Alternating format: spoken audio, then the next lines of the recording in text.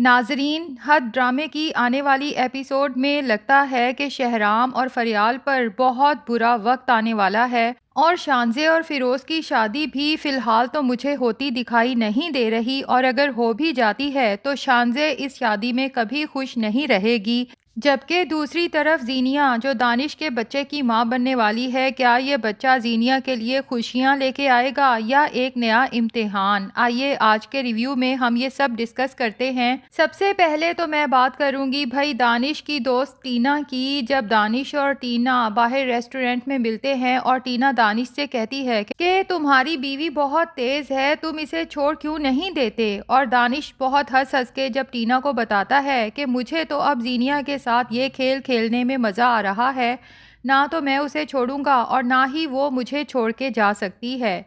यहाँ पर जब टीना वजह पूछती है और दानिश बता देता है कि मैंने शादी में एक बड़ा घर और बहुत सा पैसा ज़ीनिया के नाम लगाया है, अगर ज़ीनिया ये रिश्ता तोड़ के जाती है तो वो सब मुझे वापस करना पड़ेगा। तो जनाब टीना जब दानिश से कहती है कि अच्छा तो ये लोग लालची भी हैं, तो मुझे टीना पर बड़ी हंसी आई, क्योंकि दूसरों पर बात करना बहुत आसान है जबकि आपके अंदर भी वही सारी क्वालिटीज़ हों। क्योंकि दानिश टीना का मूड ख़राब देखकर जब कहता है कि तुम्हारा मूड अभी ठीक कर देता हूँ, और फिर टीना से कहता है ज़रा मैसेज चेक करो, तो टीना अपने अकाउंट में आने वाली अमाउंट देखकर हंस देती है। तो बंदा पूछे कि मैडम टीना, लालची तो आप भी कम नहीं हैं। खैर, अब जैसा कि टीना तो जॉब छोड़ चुकी है, लेकिन जाहिर है दानिश ने ज़ीनिया की एक एक हरकत पे नज़र तो रखनी है, ख़ास तौर पे इसलिए भी कि दानिश जो ज़ीनिया की प्रेगनेंसी के लिए इतना महंगा ट्रीटमेंट करवा रहा है, इतना वक्त इन्वेस्ट कर रहा है, तो दानिश नहीं चाहता कि ज़ीनिया कोई चालाकी करे और उस बच्चे को ख़त्म करवा दे। इसलिए जब तक कोई नया जासूस नहीं मिल जाता ज़ीनिया पर नज़र रखने के लिए, तो दानिश खुद ही ज़ीनिया के साथ 24 घंटे रहने का फ़ैसला करता है और अगले दिन अपनी तबीयत की खराबी का बहाना बना के घर में ही लेटा रहता है। ज़ीनिया इंतज़ार करती रहती है और पूरी कोशिश भी करती है कि दानिश की जो भी तकलीफ़ है ख़त्म हो जाए। कभी उसे मेडिसिन ला के देती है, कभी डॉक्टर के पास ले जाने का कहती है, लेकिन दानिश तो टस से मस नहीं होता और ज़ीनिया की परेशानी बढ़ती जा रही है। और इस परेशानी के बढ़ने की वजह ये है कि ज़ीनिया ने फरियाल के घर में जो अपनी जासूस रुखसाना छोड़ी हुई है उससे बात करनी है, ताकि मालूम कर सके कि रुखसाना ने ज़ीनिया का काम किया या नहीं।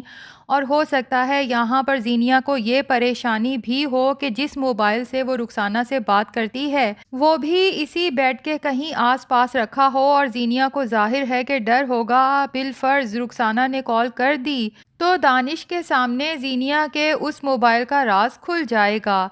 अब ज़ीनिया की ये बढ़ती हुई परेशानी दानिश तो बहुत इंजॉय कर रहा है, और ज़ीनिया के चेहरे पर टेंशन देखकर हंसते हुए पूछ ही लेता है कि ज़ीनिया, तुम इतनी परेशान क्यों लग रही हो? तो ज़ीनिया झूठ का सहारा लेते हुए दानिश से कहती है कि जाहिर है मेरा शौहर तकलीफ़ में है और आपको तकलीफ़ में देखकर मुझे टेंशन हो रही थी। तो दानिश भी ढके छुपे अल्फाज में तंजिया कहता है कि हाँ, मैं भी देख रहा हूँ, काफ़ी टेंशन में लग रही हो तुम। लेकिन ये बात मैं समझ नहीं पा रहा कि वाकई ही मेरी इस तकलीफ़ की वजह से टेंशन में हो या फिर मेरे घर पे रहने की वजह से। खैर, दूसरी तरफ बात करेंगे फ़िरोज़ की, तो नाज़रीन अब तो मुझे फ़िरोज़ भी रेड फ्लैग लगने लगा है, क्योंकि ठीक है वो शानज़े को पसंद करता है, लेकिन ज़रूरी नहीं कि जो लोग हमें पसंद करते हों वो हमारे लिए बेहतर भी हों।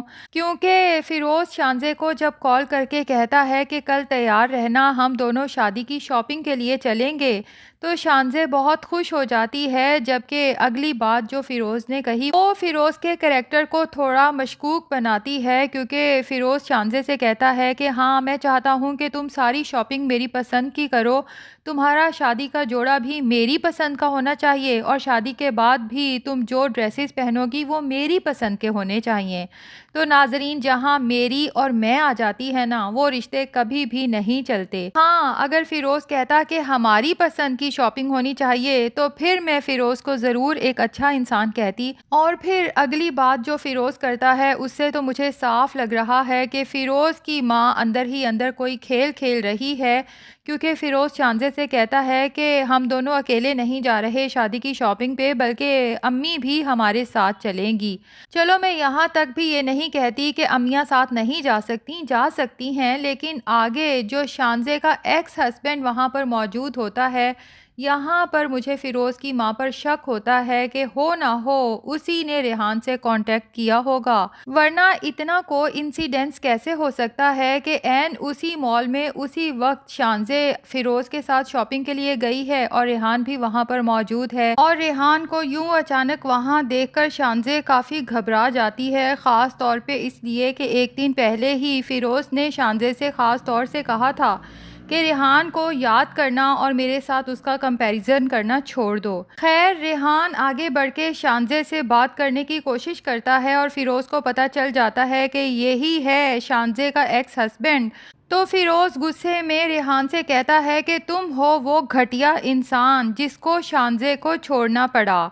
तो रेहान फ़िरोज़ से कहता है, लगता है तुम इसके होने वाले हस्बैंड हो, चलो मैं तो बुरा था, तुम ही अच्छे बन जाना। जिस पे फ़िरोज़ को भी गुस्सा आ जाता है और रेहान से कहता है कि तुम्हारे मशवरे की ज़रूरत नहीं है, मैं शानज़े के लिए अच्छा इंसान बन जाऊंगा, तुम बेफिक्र रहो। लेकिन इसके बाद रेहान जो कुछ शानज़े से कहता है, फ़िरोज़ और शानज़े के रिश्ते में आग लगाने के लिए वो अल्फाज काफ़ी हैं। रेहान शानज़े से कहता है कि शानज़े, मुझसे तो तुम बहुत मोहब्बत करती थी, याद है ना जब हम दोनों का रिश्ता टूटा था तो तुम मेरे लिए कितनी रोई थी, तड़पी थी, क्या इतनी मोहब्बत अपने इस होने वाले हस्बैंड से कर पाओगी? और नाजरीन, एक औरत होते हुए मैं महसूस कर सकती हूँ कि शानज़े को उस वक्त क्या महसूस हुआ होगा। दिल चाहा होगा कि ज़मीन फटे और वो उसमें समा जाए, क्योंकि रेहान के इन अल्फाज के बाद जाहिर है शानज़े और फ़िरोज़ के दरमियान गलत फहमी की एक बहुत बड़ी दीवार खड़ी होने वाली है।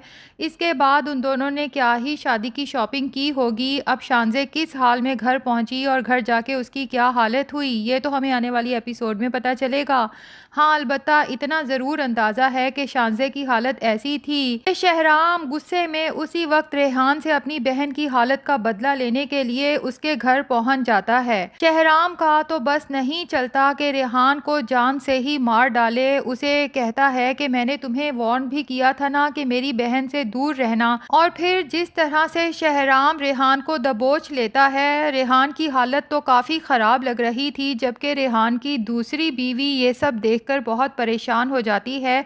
और वैसे नाजरीन, रेहान की दूसरी बीवी को देखकर मुझे लगा कि शायद वो उम्मीद से भी है। खैर, अब ये तो नहीं पता कि रेहान इसके बाद ज़िंदा बचता है या नहीं बचता, अलबत्ता ये अंदाज़ा मुझे है कि इसके बाद रेहान पर जानलेवा हमला करने के जुर्म में शहराम के खिलाफ पुलिस में केस तो ज़रूर दर्ज होगा। और अगर शहराम को पुलिस अरेस्ट करके ले जाती है तो जीनिया ना सिर्फ बहुत खुश होगी, बल्कि आगे चल के वो शहराम के दिमाग में ये बात डालने की कोशिश भी करेगी कि फरियाल और उसका होने वाला बच्चा तुम्हारे लिए कितने मनहूस थे। खैर, ये तो हमारी प्रिडिक्शन है। उम्मीद करते हैं कि शहराम पे कोई पुलिस केस ना हो और शानज़े और फ़िरोज़ की शादी तभी हो अगर फ़िरोज़ सच में शानज़े की किस्मत में अच्छा है, क्योंकि शानज़े जितनी स्वीट और क्यूट है, उसकी ज़िंदगी में रेहान के बाद एक और ट्रॉमा नहीं आना चाहिए। तो नाजरीन, ये तो हमारी प्रिडिक्शन थी। वैसे आपको क्या लगता है, क्या शहराम पे पुलिस केस बनेगा या नहीं? और क्या फ़िरोज़ और उसकी माँ की नेचर को देखते हुए आपको लगता है कि शानज़े को फ़िरोज़ के साथ शादी करनी चाहिए या नहीं? कमेंट्स में ज़रूर बताएं।